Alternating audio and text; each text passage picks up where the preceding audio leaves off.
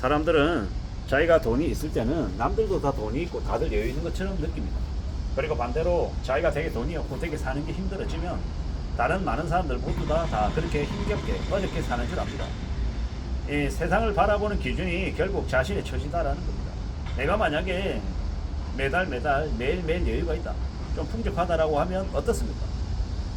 그러면 남들에게 베풀게도 되고 표정도 밝아지고 좀 여유롭게 다가가게 됩니다. 근데 내가 사는 삶이 위축되고 되게 돈이 없고 되게 삶이 어려워, 눈치 볼 수밖에 없죠. 그게 불편하지만 현실이더라는 겁니다.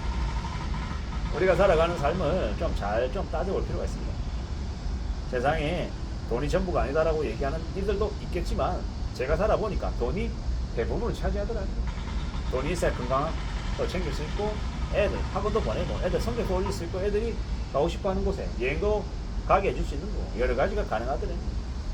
그런데 이제 가장이 돈을 벌지 못하고 집안에 생활비가 안 들어오면요, 머리 아파지는 거죠.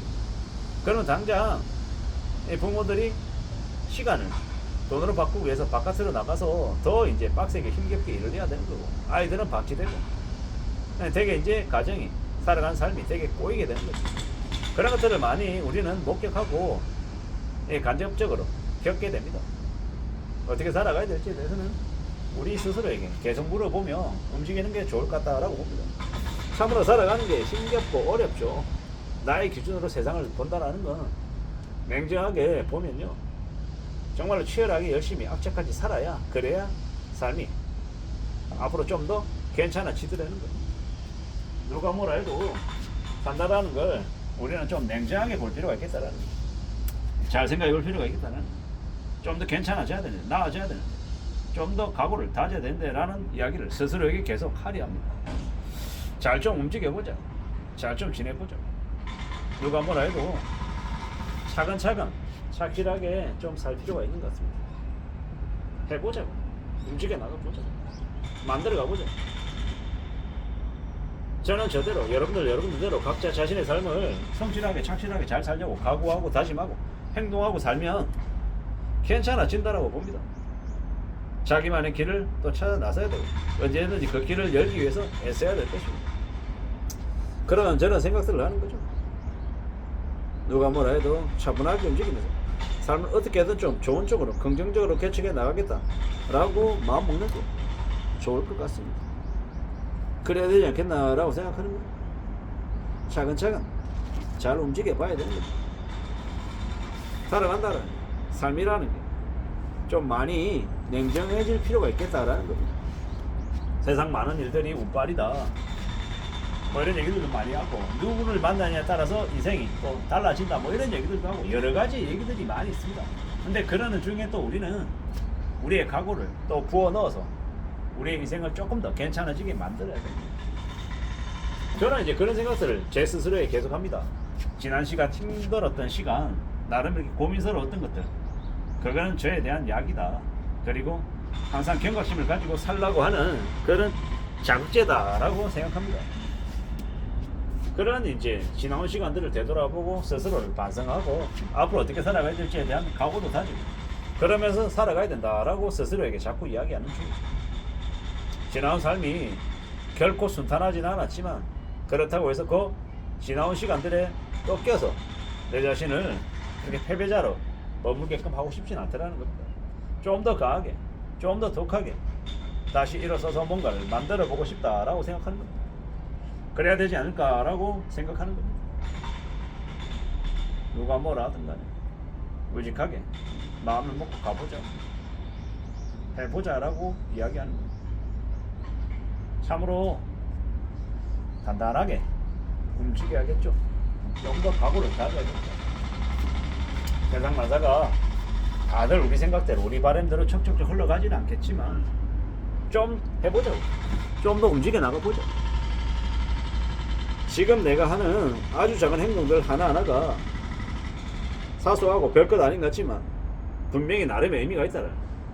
그리고 그것들이 우리에게 분명히 주는 여러 가지의 의미도 있고 또 나름의 또 방향이 될 수 있다고 생각합니다.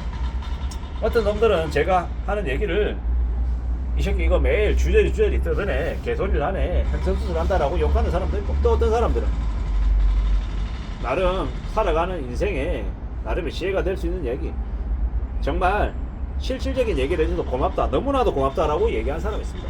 전자는 아마 전자가 생각하는 것처럼 제가 횡설수설하고 쓸데없는 개소리 하는 걸 수 있다라는 것도 너무도 잘 압니다. 근데 별것 없는 뻔한 얘기를 듣고도 많은 깨달음을 얻는 사람은 이미 그 이상의 마음가짐이나 아니면 인생이 되게 올바르고 성실하고 착실하게 살아온 사람이라고 저는 생각합니다. 그리고 저보다 훨씬 더 인생의 고수인 분들이죠.